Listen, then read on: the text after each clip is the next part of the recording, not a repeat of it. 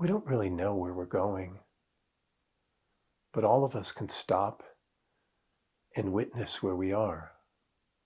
And that's what these films are about. Of all the choices we're given to adopt a point of view, we can either look outside of ourselves into the world, or we can look inside of ourselves. So where would we find ourselves if we were to look for ourselves? Where can we be found?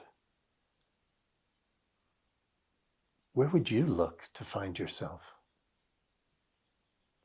In the mirror in the morning? Would the image staring back at you reveal anything of who you really are? And if you were to close your eyes, standing there, would you disappear? No. You would sense that you are still right there. Then where are you really? And what would that person say from the inside out? And that's what these films are about.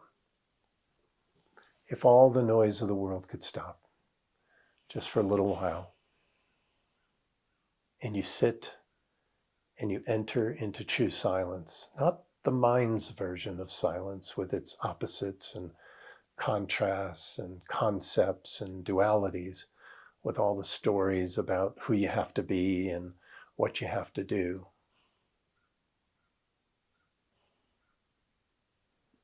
What if you were granted a time and a place to allow all of those things to come and go? And you just sit for a bit in spacious awareness of this loving and all-inclusive silence of what you are. This natural silence of the heart. And you just allow yourself to be spoken. What would you say from this place?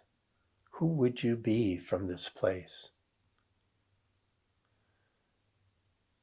And this is the invitation I offer in Soul Portraits. Internally generated truth of who you are.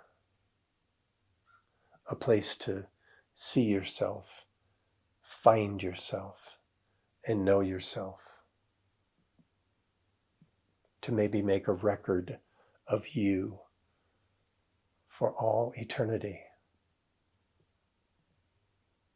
You know that you were here and that you mattered. Soul Portraits. You, alive and awake to the original moment. And that's what these films are about.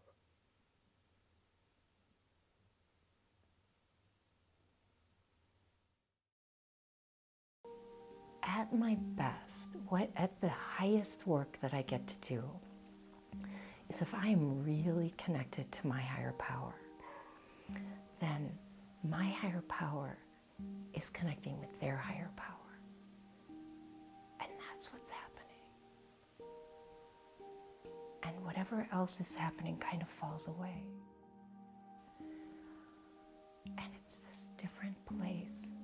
And it's when they trust me, trust is not a soft thing for me. I am fierce about it.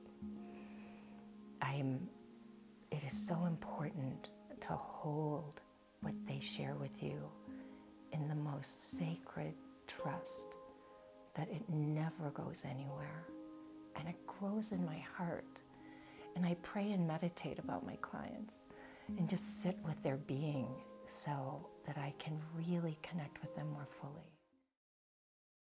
But I think I'm a living example of miracles happening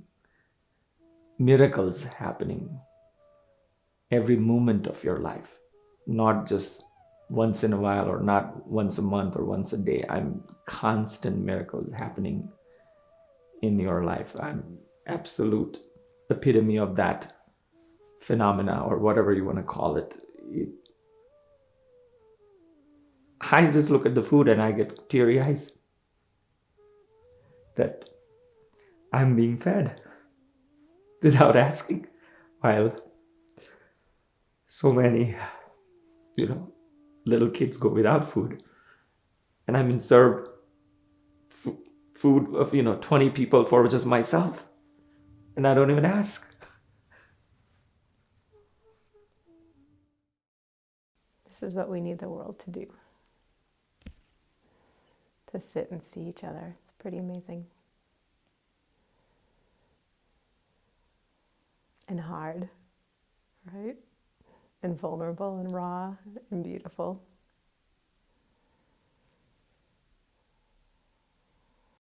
To me, consciousness doesn't change very much. I'm slightly more forgetful, but that's more than overcome by wisdom. And, I know Ram Dass wrote books about conscious aging, and that's a big thing, and the baby boom generation is getting older. Consciousness is ageless. And as I get older, I just identify less and less and less with the changes in my body, with physical pain. Physical pain is just physical pain. Here's a quote that I don't tell too many people. Suffering is only suffering, right? Yeah, when somebody's dying, I don't come to them to say, hey, suffering is only suffering. But if I'm suffering, I realize, okay, something to let go of right now, some place I can surrender. What great news that here's a place to let go into what's present, into which does not age. So, my guru died of a heart attack. Ramakrishna and Ramana Maharshi died of cancer. Everybody's going to die of something. When Ramana Maharshi was dying, one of his devotees, maybe a lot of them, came to him and said, Ramana, please don't leave us. Please don't leave us. We love you so much. He said, leave you? Where could I go? Such a pivotal time for us when we were here, for Bobby and I.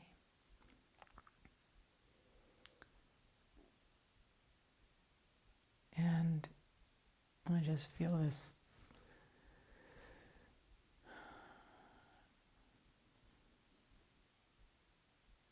flow through my heart of such emotion, being back.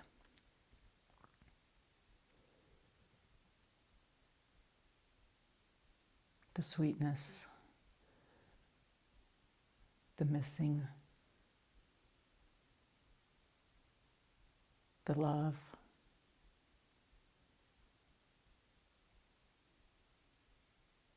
the connection.